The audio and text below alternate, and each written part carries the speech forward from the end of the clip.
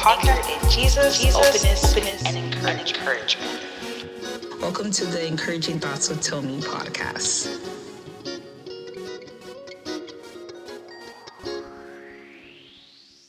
Hey y'all, it's your girl Tommy the Encourager back again with another podcast episode. Woo-doo-woo. As always, thank you so much for tuning in to this episode and just being in the space with me. In today's episode, we're going to talk about mental health movement in the African diaspora. And as you know, May is Mental Health Month. And like I mentioned in my last episode, I have a guest speaker for you all. Of course, you can see her beautiful face right here. I have a guest speaker for you all. And I'm so excited for this episode because this is an episode I've been wanting to do with this amazing person for a long time, honestly. And so I'm just super happy that we get to finally just do this. And so I know this episode will bless and encourage you in your mental health journey, as every time I talk to them, every time I talk to her, I feel so much more encouraged. So let me just introduce our guest speaker. So she's a licensed clinical social worker who has a passion for providing therapeutic and case management services for children and families and adults. She has worked for the past 17 years to help alleviate clients' difficult circumstances such as homelessness, incarceration, and difficulties managing mental health illness. She also serves as a mentor for non-licensed social workers and therapists and provides with the necessary tools to gain licensure. She currently serves as a manager at the company that provides case management services to clients and is a CEO. Come on, because we're boss people out here, y'all. Like right. CEO of her own private practice. Like, come on, in which she seeks to encourage and empower Black, Indigenous people of color, BIPOC women, so they can evolve into the best version of themselves. So everyone, I would like to welcome Emeze Obebo. Hey, wow. Whoa, what an introduction. Thank you. I'm so blessed to be here with you today. I'm so blessed that you're here with me, Emeze. Like, you don't understand. Like, I know we've been talking for some time, obviously, over the phone and everything. And this has been a dream come true because of everything of my brand of Tommy the Encourager, but just having a lot of conversations with you, especially being a clinical social worker, it's been something that really has said, no, we need to talk about this, especially in the African American community. So again, I'm just really happy that you're here, honestly, and that you're in this space with me. So let's get into it. So in your bio, you mentioned that you have your own private practice in which you just seek to encourage, empower BIPOC women. So can you talk, like, what does that mean? And can you just talk a little bit more about that and why you wanted to focus on that, and just really more on why you became a licensed social worker? Okay, so I really wanted to focus on this because I still feel like there's a big stigma with people of color getting mental health services, right? Just the word mental health is a stigma in itself for a lot of people.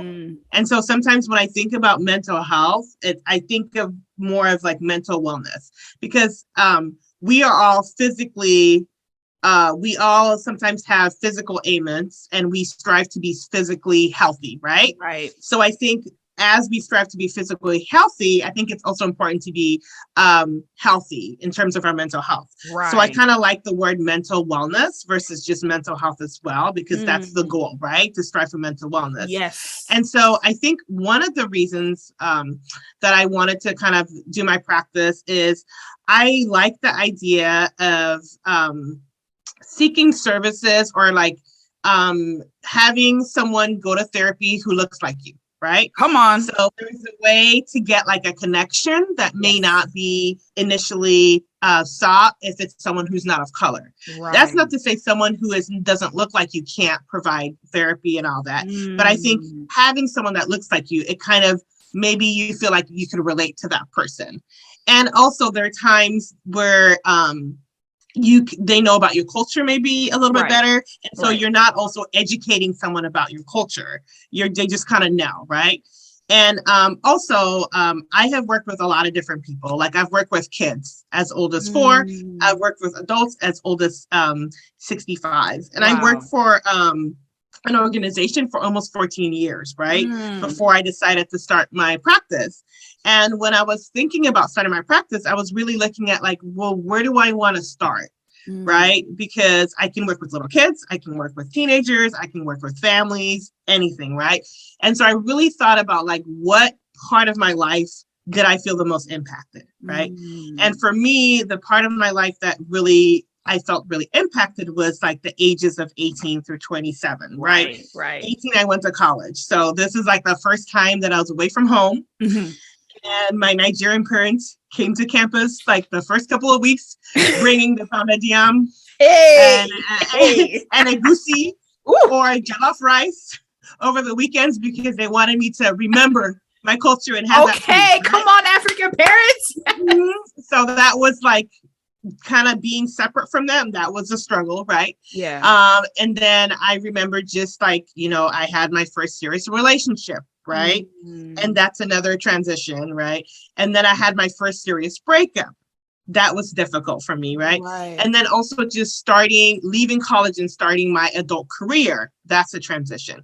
So when I think of like, where did I feel most impacted in my life? I think of 18 to 27, right? And I remember, at some point just having to go to therapy myself, processing like the breakup of, that I had, right? Right.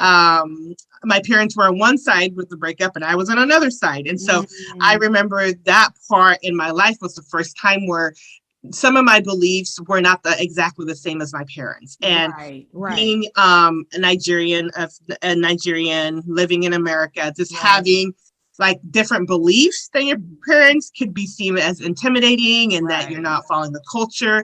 And so I really wanted to touch, that population going through those stages, because I feel like the 18 to 27 or even to 30, there's a lot of transitions. Yeah. And I wanted to kind of be there to kind of uplift these women. And so that's why my mission statement is to encourage and empower women of color so they can evolve into the best version of themselves. And I'm still evolving, but I want to help, these women on their journey of evolving. That right there is a word. As you're evolving, I love how you just said, as you're evolving, helping other people to evolve as well too. And it's always, I love that you said it's like a continuous thing. Just because you're working in this field doesn't mean like, oh, I have arrived, I'm here, I can do it. No, it's like, no. I'm in a place where I'm still working through things. However, I realize that I want to help people as well too. And I think that's just a beautiful thing, especially that you're in this field, especially being a woman of color, Nigerian as that, right? African American, like there's so much just amazingness into that it really it's beautiful. And I think that's something that I just really wanted us to, like, of course, as we're talking right now, for other people to see that there's other people that really are very mindful of them and who are literally are thinking about them. Like before they even knew, someone already was thinking about them. Right. And so that's just something that I love. And for myself as well, too, going into this, like, of mental health, because I'm more of a mental health educator. I'm not actually like a licensed clinical therapist or social worker, but however, I do have certifications of health education. And so that's my biggest thing, is just to educate people on mental health. And so to talk to people who are in different realms of mental health, it just shows how much we're really needed in this. And honestly, I just love it. And so just kind of go into that. I think biggest thing, of course, I really want us to touch in is being African in America, because that is something right there that you touch a lot of, like, bringing the goosey, the pounded yam, and then your mom, and then, but then you're seeing the different things of like their thoughts on views about mental health. And then of course us and myself as well, to being, African American, brought up, second generation immigrant parents, all that good stuff, being here in America, there is biggest, like, different types of what is it called, like just the notions and different types of beliefs and ideas, like you said. So like how was processing and acculturating in a Western society and culture, trying to just learn your African roots? Like, how was that for you growing up? Like, you're born in America, of course. However, that you have African roots and you're brought up here in America. Like, how was that for you growing up? And I'll talk about mine, but I really want to hear about yours. So mine is really interesting because I lived in Nigeria, I think a total of 3 years, right? And my parents would go back to Nigeria and all that, but actually I was born in Sweden.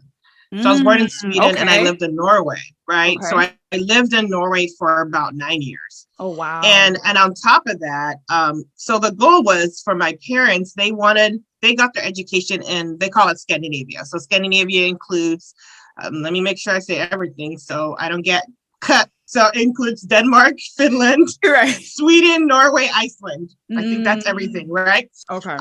And so they got their education there, and their goal was to settle in Nigeria. Like we were all going to move back, settle Nigeria, but that didn't happen.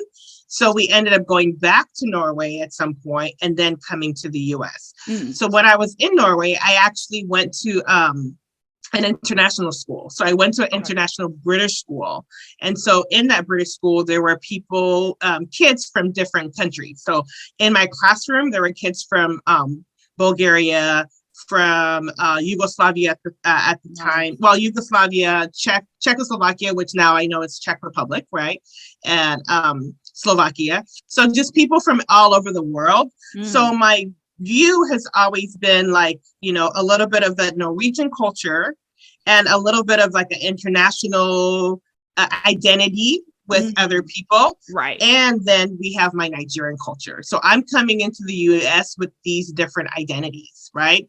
And so when I come into the US, first of all, I have a British accent and I'm in middle school, and a lot of the middle schoolers are confused. Like, you are Black. Why do you sound like that? Right. And even trying to place the accent, they're like, is it German? Is it, we don't know. Yeah. And so I think the way I acculturated was I got rid of my accent because it was, people would always kind of question it, right?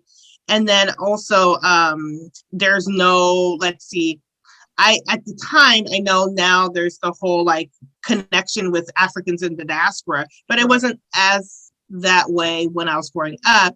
And so I kind of had it where, you know, I kind of tried to be in my kind of adopt an African-American identity at school, adopt the Nigerian identity at home. And then the international identity was just kind of gone, and Norwegian identity was kind of gone. So that's kind of how I could acculturate.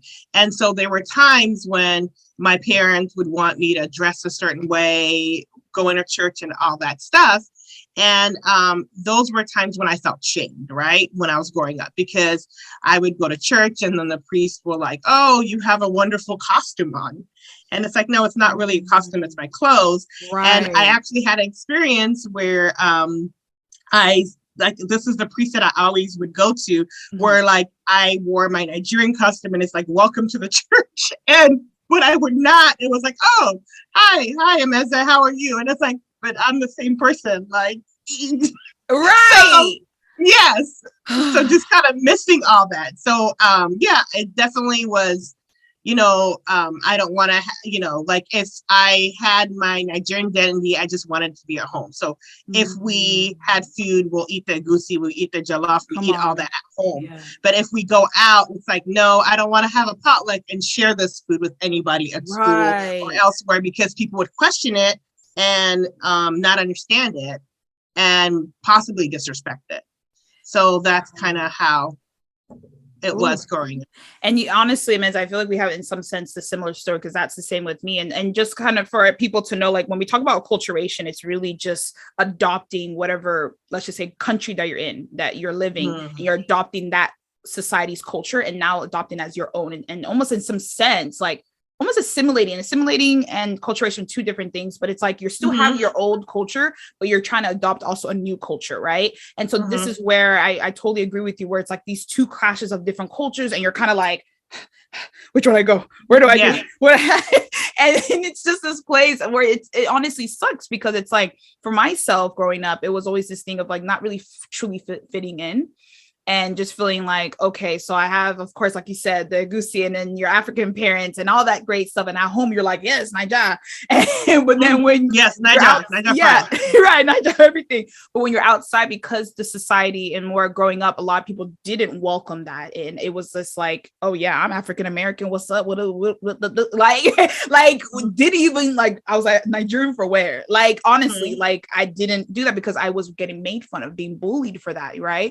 And it was this thing of trying to almost like leave that alone and having almost these two dual lives that it's like, and it sucked because it's like you couldn't even be fully yourself everywhere you went, you know.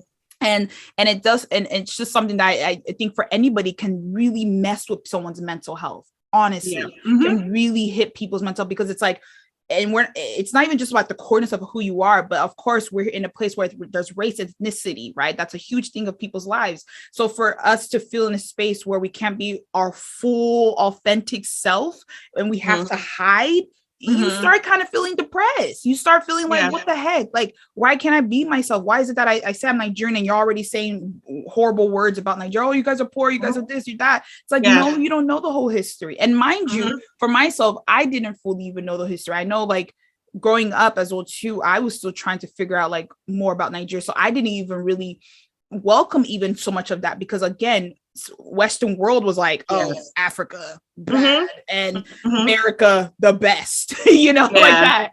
So it just sucked, because then it was just like, again, you're living like a hidden life in that aspect. And then for people to know, so for me, I am the group or that tribe that I come from is Yoruba. What about you? I'm Bini. Yeah. Bini, hey, Bini, yes. But it's okay. We don't have a feudal. We're all good. Yes. But I think Bini people and Yoruba people are very connected, because we're kind of in the same region, right? So there's a lot of connectiveness there. No, for real. And I think like I learned a little bit of, especially of the Bini and Edo like culture, and just like how there was even like the whole, like they kind of had like a whole wall, and it was like almost like Great Wall of China, and it was just beautiful. But of course, back then, colonialism. And I know this isn't really part of the conversation, but I do want to add, like, a lot of that that was going on, a lot of maybe the bullying and all that. I think it's just like the lack of education of others really understanding what Africa is and Africans are. And I think like what's at the root of everything is like white supremacy and colonization, right? Right. Because it's very intentional how in elementary school, there is education about Africa and other parts of the world, but it's like, it's almost a disconnect, right? Because I remember being in school, and then basically they would talk about the Edo Empire, which is, Nigerian. Of course, at that time, it was a lot larger than just Nigeria, right? They'll talk about it in, like, let's say chapter 5. Then they'll talk about the Egyptian Empire, which it's still part of Africa, but again, it's really close to the Middle East. So there's a lot of that culture there, but that would be maybe chapter 11. Then they'll talk about the sub-Saharan desert and Northern Africa, chapter 12, or maybe not even 12, 13. So what I've noticed, like just when I was in elementary school growing up, is that these sections are separate, and then sometimes they're separate because they're talking about civilizations, right? Like maybe one civilization happened first, then another civilization happened later. So that could be the justification. But so that's one thing. But at the same time, I don't think there was enough effort to basically unify everything, because yes, there are different civilizations, but there is a unity within that continent. And so sometimes what happens, I feel, because it happened to me in a lot of children's minds, and again, as you become adults, you may adopt this unless you do your own research. It's kind of like sometimes a lot of people see Africa as such separate places, right? Where you have Western Africa, Northern Africa, you have Egypt, and not even recognizing that, hey, Morocco is in Africa, right? Nigeria is in Africa. When people don't always make that connection, because the way the history is told is that it's so separate and there's no connectiveness between the different things. Where, when you talk about US history, you talk about one thing. When you talk about like, Central America, South America, it's all separate, but you still see it as America, right? Whereas with Africa, it's so we see South Africa different than Northern Africa than Egypt, and some people don't even know where these places are, and that they're all part of Africa. So I think that also has something to do with it. And also I remember just being a kid watching the media, and the representations of Africa was pretty much impoverished nations and conflict. And if that's what I see, that's what every other person sees. So that's where people would ask, hey, do you have water? Oh, how did you get yourself out of poverty? Oh, wow, your English is so good. Not knowing that, hey, a lot of these African countries were colonized. So then Nigeria adopted English, some African countries, French. I remember going to Nigeria like 3 years ago, and it was just so fascinating because I heard reggaeton on the radio. I heard like, what do you call it? I heard French music. It was like French hip hop. I heard regular hip hop. I heard Afro beats. I heard everything. So it is like a melting pot, but not everyone sees that. Yeah. And it's funny. And what I like that you said is it's like, again, it's like people who are supposedly telling the history of Africa, but leaving a lot of key important things that really shows, like you said, that unification, that unity, and that way of how each group of people and how we're just all so connected in some way. And unfortunately, we know that was part of colonialism, right? If we could separate these people, then we can try to find a way to get to their minds and make them think that to hate each other. It's a lie. We're not even going to go into that. Yeah, so that's a whole nother. That's a whole nother podcast. Whole nother podcast. We know it's planned. It was. That's another one. Right. It was a lot. And so I think that goes back into, now that you said that, it's like, again, back to mental health. It's like, if you can break down this person, if this person doesn't really know who they are, if this person can try to adopt ours, then it's like, they really won't feel so confident in really being all that they can be. And so for us, as we were growing up here, I know for myself, it made me not feel so confident in really showing this is Tomi and being my true and authentic self, because I just felt like, I couldn't be African in some places, or I couldn't be African American in some places. Because even then too, when I go to my African people, they're like, kata, meaning like, oh, you're like Americana, like this Black American, you're so this. And I'm like, but I'm still part of y'all. Yeah, exactly. Like where do you fit in, right? Where do you fit in? You're not Nigerian enough, or you're not like African American enough. There was that, duality that you had to kind of figure out. Right. And so, and again, it messed with me. So feeling bullied, going in places where I didn't feel like I was enough. And so when I had friends that were like, hey, we like you for all you, it was like, thank you. I love you too. And we thank God for those communities, because that's where it's huge. And especially when you talk about the international aspect, like it's like we're a bridge. We're honestly a bridge between different cultures, and even not even just people who look like us, but we understand, like you just said, reggaeton and then French and so much. So we can honestly connect with so many people in different ways. And I think that's something that people forget, that when we don't really encompass somebody of all of them, you're just trying to put them in this box when there's so much more than that, Exactly. And making them feel like they're so small and that they can't be this, when God is like, no, baby, I created you to be all that you can be. And I want you to shine. And I want you this, because I know you can connect with that folks. And I know you can do that person and this and that and all that. So I think this is a time right now, especially in this time that we're on, especially with Africans, African Americans, a lot of African Americans wanting to know more of their roots. A lot of Africans wanted to even help other people know their roots, or know more about the African American culture. A different time. It's beautiful.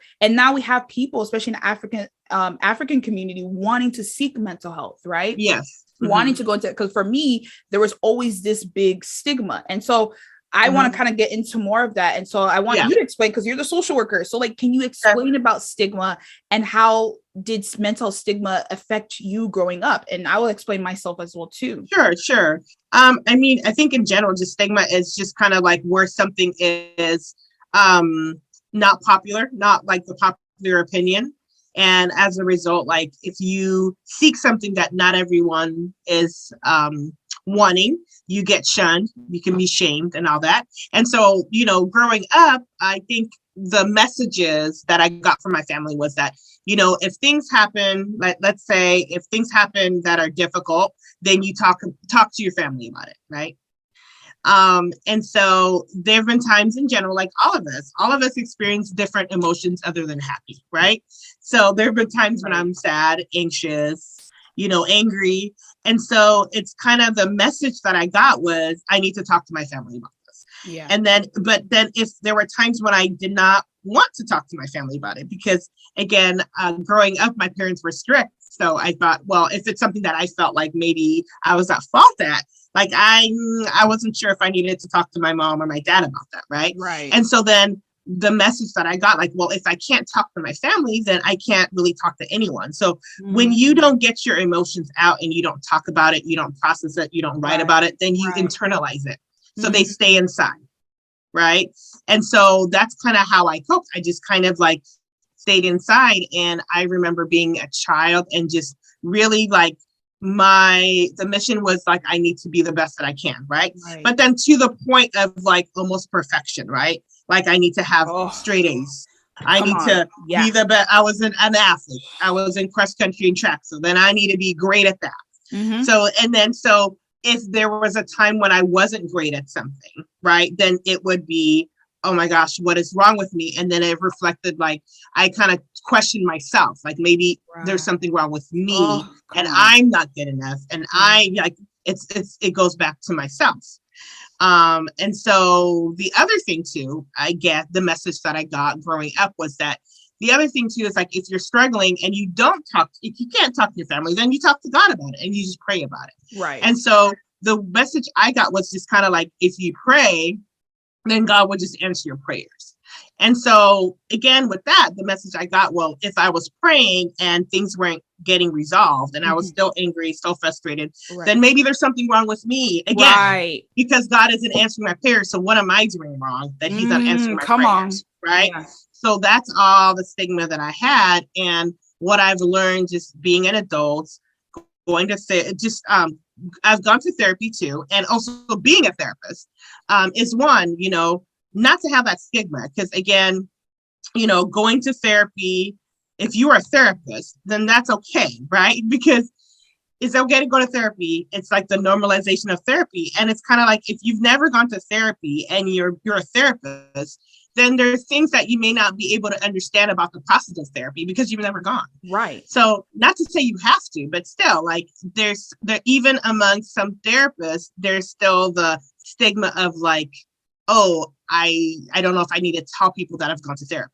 Right. So that's even a stigma. Right. Right. So what I've learned as far as growing up is that with emotions and stigma, it's okay to feel the spectrum of emotions. Like, we are human, so we're going to feel happy, we're going to feel sad, we're going to feel everything. Right. And the important thing is that you process that. You process that by journaling. You process that by talking to someone safe, if it's your family or somebody else, or you process that by going to therapy. But the thing is, if you don't process your feelings, then they're going to come out somehow, right? So they're going to come out in anger, or it could be anxiety, or different things. And actually, what they say about anger is that anger is a secondary emotion.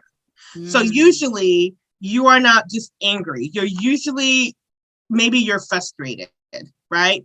Maybe you're, I'll use a better word. Maybe you're disappointed. Maybe you're sad. Maybe you're fearful.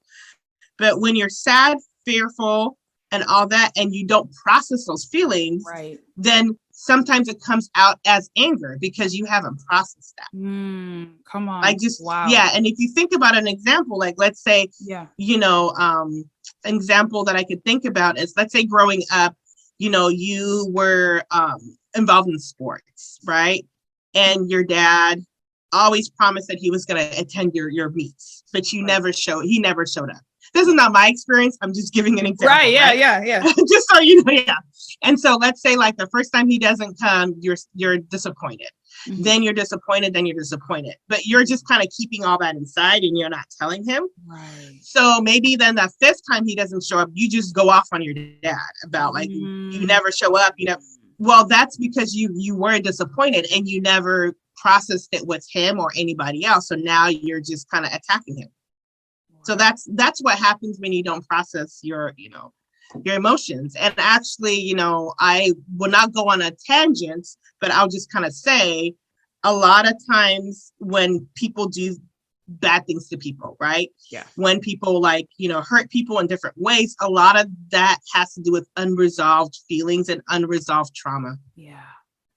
Because that was never resolved. Right. So right. No, thank you for that. And it goes into a lot of like things I know as well, like adverse childhood experiences. And that's like a way of saying, when you, like you just said, if you've gone through some things, unfortunately, traumatic events as a young child where the person's physically, emotionally, mentally abused, like, unfortunately, like you just said, if it's not resolved in the sense, and not saying like they're gonna always be okay, but going to process their thoughts, therapy, whatever that needs to do that, unfortunately, it can now affect even their physical health in the long run. And that's how you see adults going through some things, and then they start breaking down, and you're like, what's going on? And they will tell you it's because, when I was little, this happened, right? Like, many times I've been to therapy too, and I've talked about things, crying about something, and my therapist is like, okay, well, how we're crying. And she gets to the roots, I'm over here like, oh, it's because when I was little, they didn't give me a popsicle or something. I don't know. I'm just like saying, you know, like, and then I'm start thinking like, what? So that when I was little is affecting me now?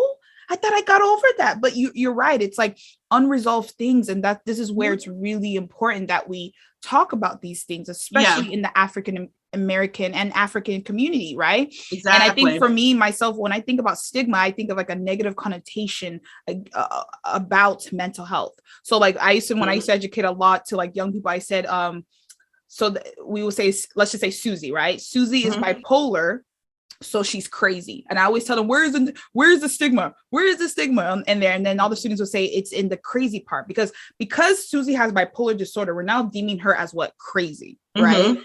No, Susie's not, just because she has bipolar disorder doesn't mean she's crazy. No, she just has bipolar disorder. That's it. Yeah. So why is it that we're already putting something negative onto that person because they have a type of illness? And the thing is, what many people don't understand and realize, and I think even people like in the African community, is that when we are sick, right? If we have a cough, we have a flu, we go to who? The doctors. Yes. When someone is, let's just say they're feeling depressed, or like you just said, anxiety, or let's just say they were diagnosed with a mental health disorder, we say, okay, go to a psychiatrist or go to a mental therapist, someone that can help you with that. However, there's just the stigma that I've always heard growing up, especially in the environment, is like, oh, like if you go see a therapist or if you go talk about this, like it's like you're crazy. You're not crazy in the name of Jesus, right? You're not this and this and this. And I like how you really talked about when you said about like the prayer aspect, because I think that was a big thing to me. It's almost this thing of like you said, you pray to God, it's not happening right away, or it's not happening the way you want it. Right? Let's just think about it. So then now that it is, there's still these problems, and you're like, oh my God, I'm doing something wrong. And God is like, no, boo, that's not how it works. You're like you just need to see in the way I'm trying to help you out, because I know what you need. And so I think that is the thing that every time it was like, oh, you pray, but then what if God was answering your prayer to say, go talk to a therapist? Exactly. Yeah. Go, and you know. Yeah. And I do want to kind of maybe we'll do this again at some point, but I feel like it would be I think it's important to have maybe even a whole nother separate conversation about trauma, because you brought up trauma, because that's a whole nother thing. Because trauma doesn't have to be the severe abuse, you know, like physical, sexual abuse. Trauma could be like, again, being bullied at a young age. And now as an adult, you know, bullied for maybe your grades or bullied for something. And as an adult now, maybe you don't understand why every time you have a performance evaluation, you get anxious.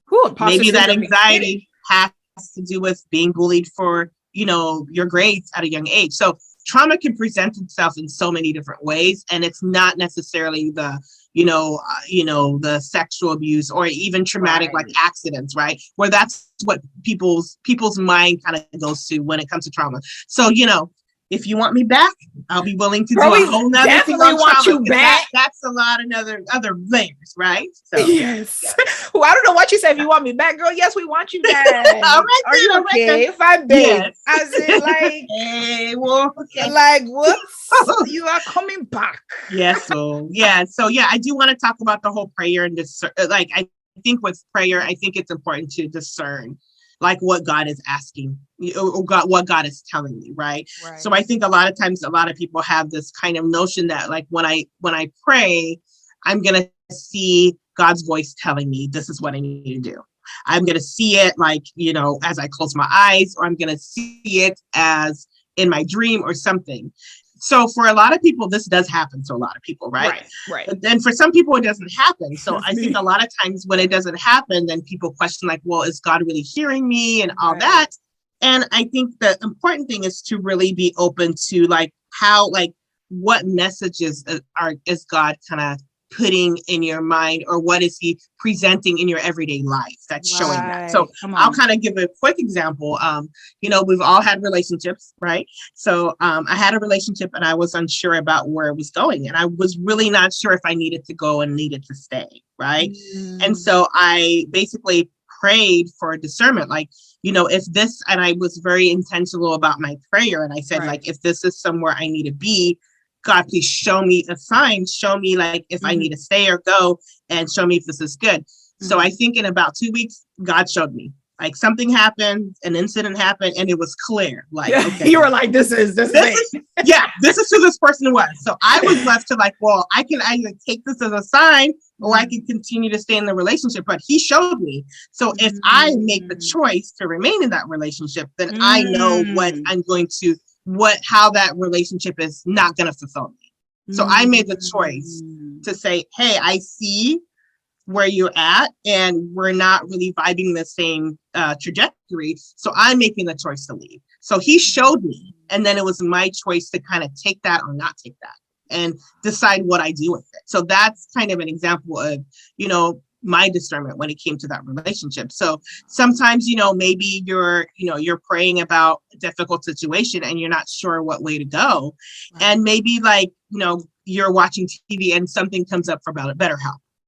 BetterHelp is like a online telehealth counseling service that you can provide, and it's short term. So I think the goal is for them to get you kind of used to therapy, and then they link you to if you want long term therapy, right? So maybe you see something from BetterHelp, right? Maybe the next day you have a friend who's been in therapy and tells you how great it's been for her, right? Maybe another day you watch the news and something else comes about therapy. So the key is, not telling you that now you need to go to therapy, but like really pay attention to what is God really telling me with all these things that are coming up and really listening. So I think that's what's important.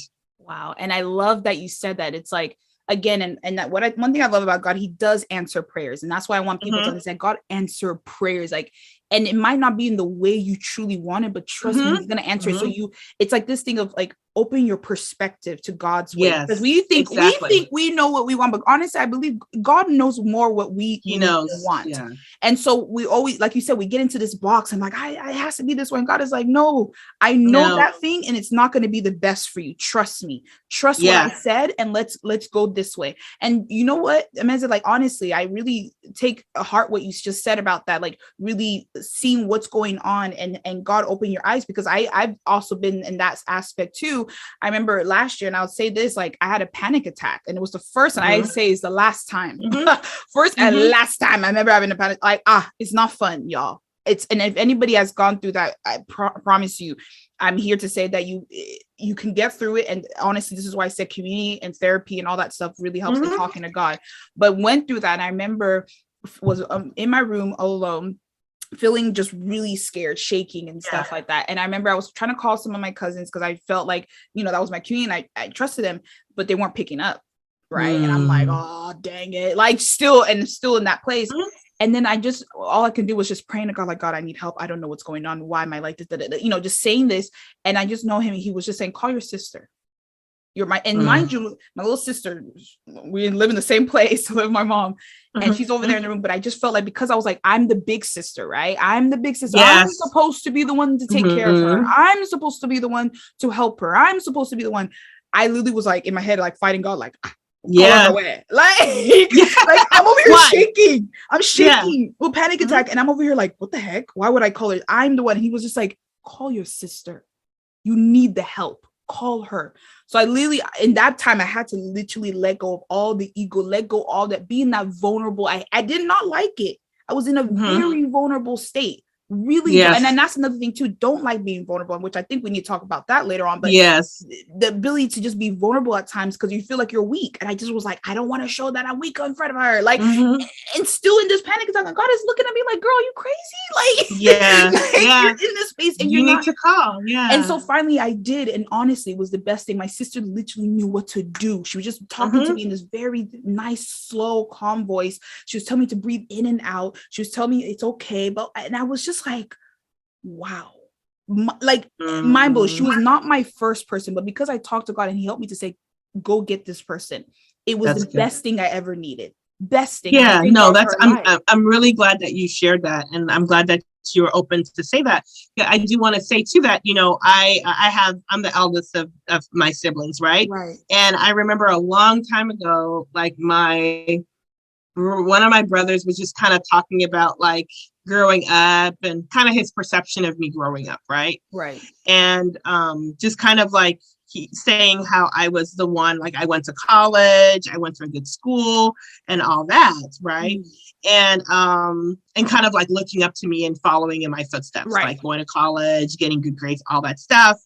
And so, but then it's very interesting because it almost feels like there was also that pressure to have to kind of fulfill that. And but what's interesting is like they didn't know where I struggled as I was growing up. They didn't see that because I didn't show that. Right. So then there's also that whole like not showing that you're vulnerable to those that depend on you and your younger siblings. It also almost reinforces in them that they can't be vulnerable. If you don't show it and they look up to you and you're their example, then how are they going to be vulnerable? Come on. So then you're kind of repeating that. Come on. You know, so that's something that I didn't really think about. Like, hey, you know, if, you know, I think it would be okay to see my brothers to see me cry or to be upset and all that stuff too, you know, because then that teaches them also that, you know, it's okay for them to be vulnerable. Right. They are now, but it's just interesting growing up. They didn't really see that because I didn't really show it because I thought I'm protecting them. But who am I protecting them from? Come on. Ooh, amazing. Like who? You have to really think about that, right? Mm-hmm. And then I remember my uncle telling me something one time, and I don't know where he got the story from. So I apologize because I can't quote exactly where it came from, but he told me once that just kind of this story about this man like drowning, like this man is drowning. He's in the ocean drowning. And then, you know, let's say someone comes by boat and offers him help. Like, hey, let me help you. Right. He goes, oh, you know, that's okay. I'm fine because I know God, you know, I pray to God. He's my savior. He's going to come get me. Right. So, you know, kind of goes off. Then a helicopter comes, right. And brings out, I don't know, the rope. Right. So he can go up the rope and to pull him up. And he's like, no. God's going to come. God's going to come. He's my savior. Right. So he's going to save me. And then I think like someone else comes to try and save him. And gives him something like maybe like a life jacket or something. And he's like, no, I'm okay. God really got me. So he ended up passing away and went to heaven. And then in heaven, he kind of went to God and said, you know what? I don't understand why you didn't save me. And God brought up like, well, you know, you see that the man on the boat, he came by, right? That was a sign for me that here's the help. Right. And then, you know, the helicopter that came by, that was another sign for me that here's more help. And then the guy who gave you, okay, that was help. That was me telling you, hey, use these people to get out of your situation. But you weren't listening. Right. So I think that's kind of another sign. Like we also need to listen to where things are coming from and be open to it and not just get caught into like, this is how God is going to come and help me.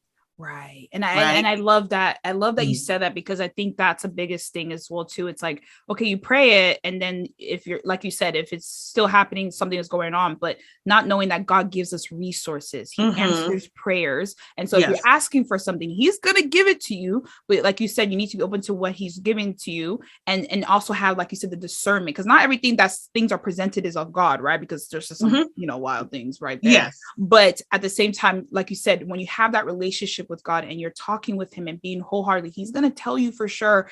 And that way, like you said, through a person, through the word, reading the Bible, whatever that is, to help you to see it and be like, okay, this is what it is. Yeah, I need to go get that. And I think that's the thing, especially when it comes to like the mental health, especially in the African diaspora. A biggest thing is always this thing of like, oh, if I go seek a therapy, I'm crazy, or I'm not believing in God very well, or I'm not this. But there's so many people today. What I love is, like, I was gonna say, there's this the Perrys, Jackie Hill Perry and Preston Perry, they have like a t-shirt brand that says Jesus in Therapy. And I love it. And I bought this shirt because I'm like, I love it. And it's like this thing of saying like, of course we need Jesus. Like that's always the thing. But again, he provides us with different resources. And that resource could be, when it comes to our mental health, therapy. It can be the community that you live, the support system that he brings in there, even your church people as well too. That can be helpful. Like whatever that is, and that's a healthy thing. He provides that for us. And I think that's where, especially in the African American and African community, we need to really realize and see that God really does provide resources, and he cares about your mental health. He cares about your overall well-being. There's so many scriptures that God is like, cast all your worries, cast all your burdens onto me, do this, talk to me, like, because he cares. And I think that's where society, especially as human beings, we're very flawed, and we just think like, oh no, if you do this way, then you're doing something bad, he's gonna smite you, it's like, God is not evil. Is he evil? He's not evil. Like and the hard thing with that is that that also comes from different Christian communities, right? Like that rhetoric. And I think that's where people get caught up and like, oh, I don't know if I should get the help because I'm not like, things aren't changing in my life. So obviously maybe I'm not doing something right. So the self-blame comes in there again.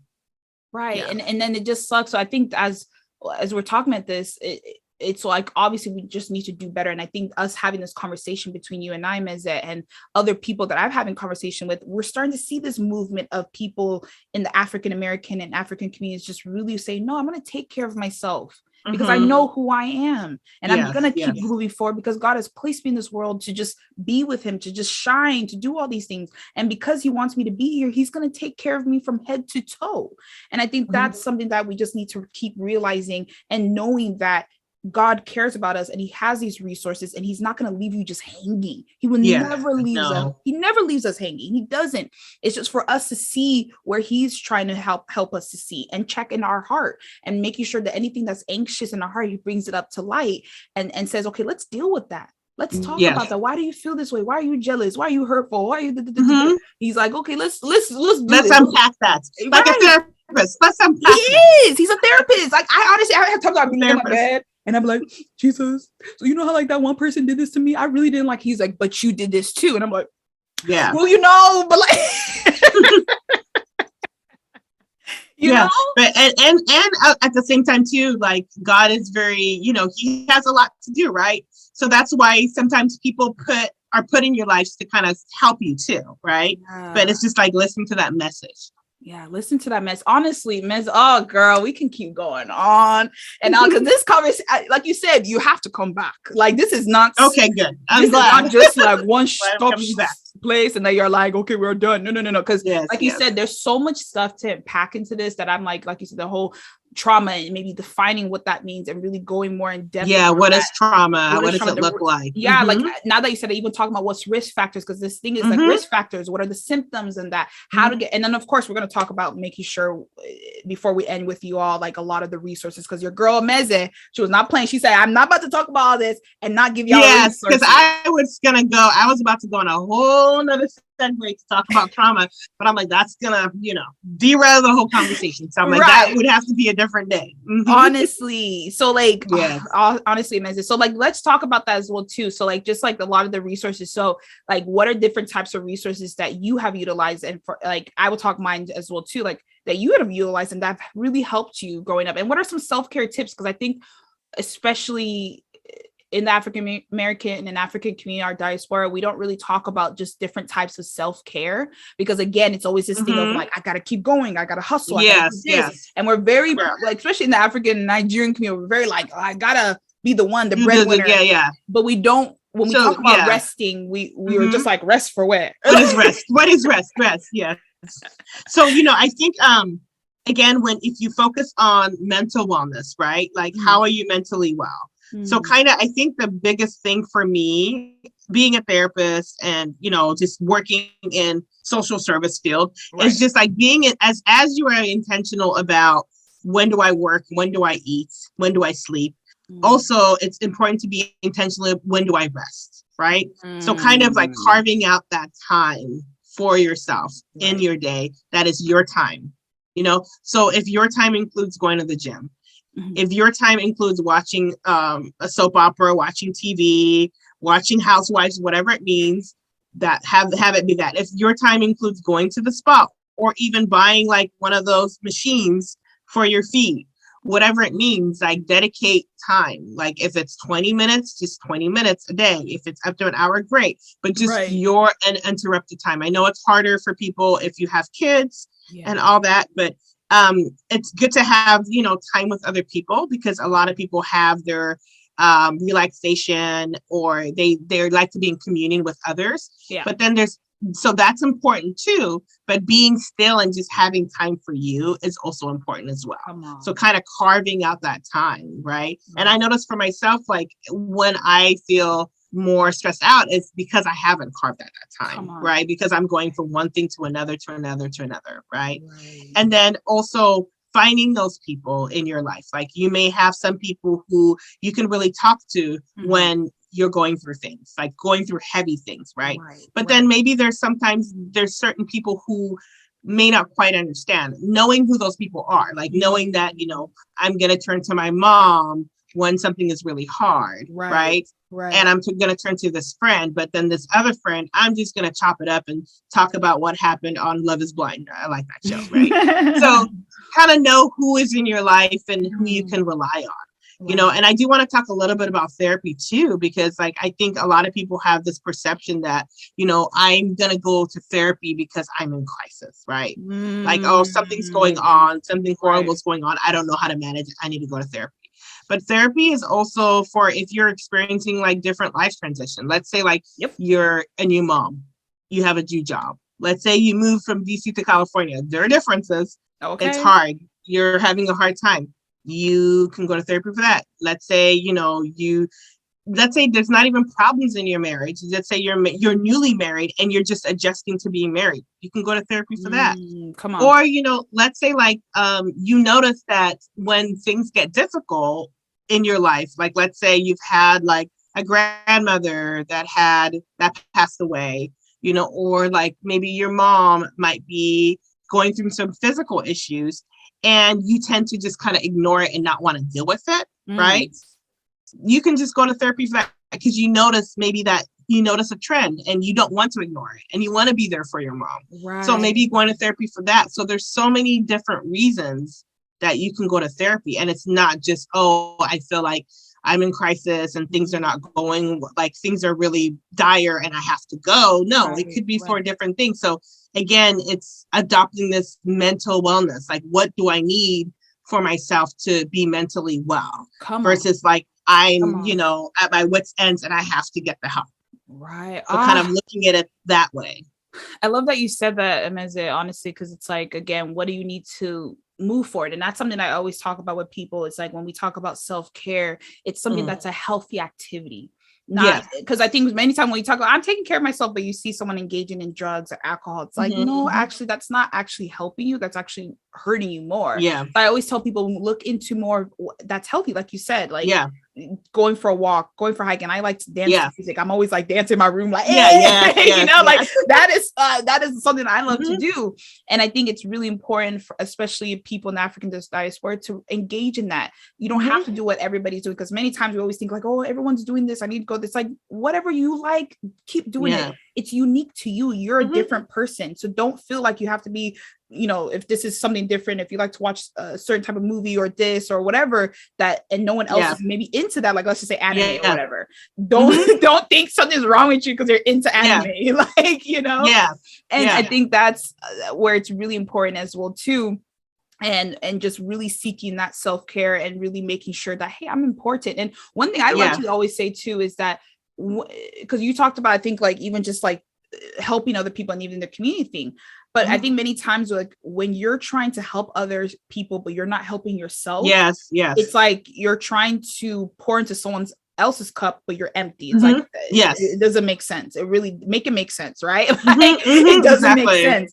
So I always say this, it's like when you take care of yourself, it actually increases your capacity to help other people.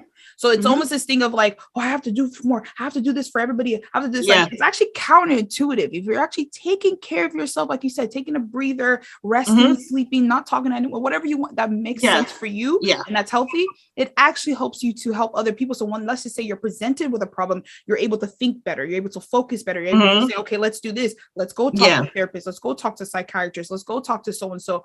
And here's a suicide prevention hotline number. You're ready because you took care of your own self. So I think this is where I want to really encourage people, especially in the African diaspora, of thinking I have to take care of other people before myself. No. take care of yourself, because it will increase your capacity to help other people. Yeah. And I think there's two different things. There's like, what do I do to kind of unwind and relax? There's relaxation. And there's also like, what do I do if I'm having a hard time to cope? So there's two different things. One has to do with like, okay, maybe what you do to relax is watching TV, taking a walk. Right. But then if you start to feel a little anxious because maybe your boss, was stern with you, then maybe what you do in that moment is like listening to meditation music or doing deep breathing exercises. So there's kind of like what you do in the moment to cope with difficult situations or emotions, and what you do to relax. And sometimes those two things don't look the same. So, one thing to kind of encourage people to do is kind of identify, like, what do you do to relax and what do you do if you're in those situations and you need to not feel as anxious or not feel as angry, and it could look like journaling. And then also it could look like maybe going to talk to someone if you are not able to figure out what tools I have. And because what a therapist does is like they give you more tools in your toolbox of other things that can be done, right? Yeah. So there's a difference. So kind of like recognize that difference. Oh gosh. And I love that you said it's like coping and relaxation, and you're right. And I think that's something with my therapist, we've been really looking into, like, what are your different coping strategies? And I even had it where I was just like, I'm not talking to nobody. I'm gonna watch Harry Potter because I love Harry Potter, and I'm gonna chill, and honestly did so well. And now able to come in and then help or talk or whatever, encourage people come into this platform with you to be able to be my authentic true self, because I'm taking care of myself in the meantime as well. So honestly, Meza, I know we got to wrap things up, but I just want to say thank you so much. Oh, you're welcome. And honestly, like, you just being in this space and talking about this is super needed.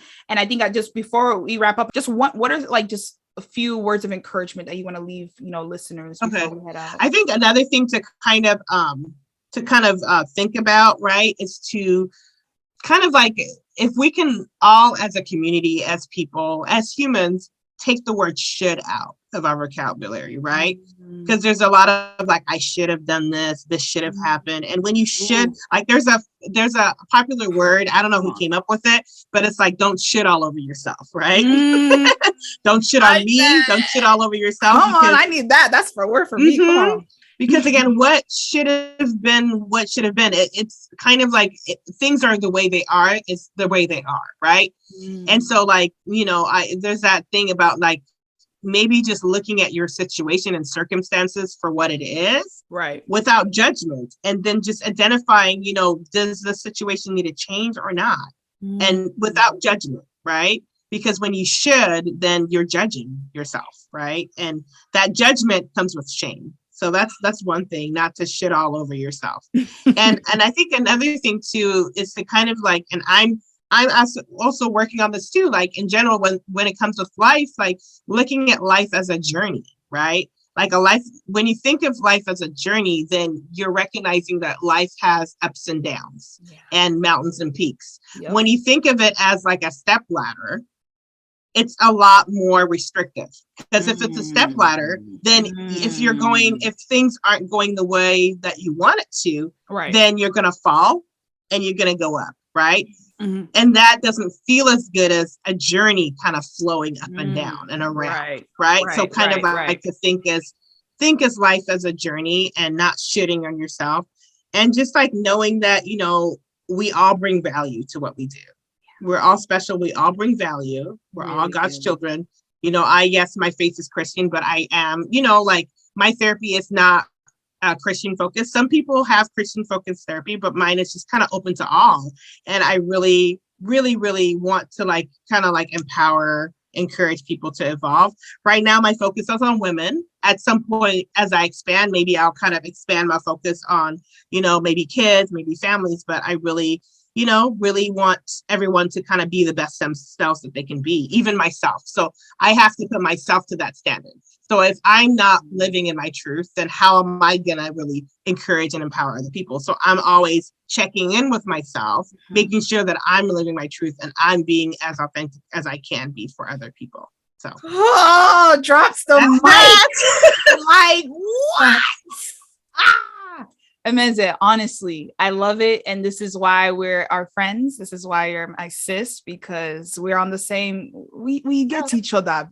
That's our, that's a thing. Yes, We yes. get each other. And yeah, for real, y'all. So please, like I'm gonna on the description box, I'm gonna have her website on there. So if you want to seek your girl as a therapist, please, by all means, she's an amazing person, as you all know right here. Also, well, too, there's a lot of resources on there. So if you click on the link that talks about mental health in my description, you will also get a lot of the different types of therapy communities, different types of resources. So please get into it. Make sure if you need the help, go get the help. The help is there. God loves you. He wants you to get help.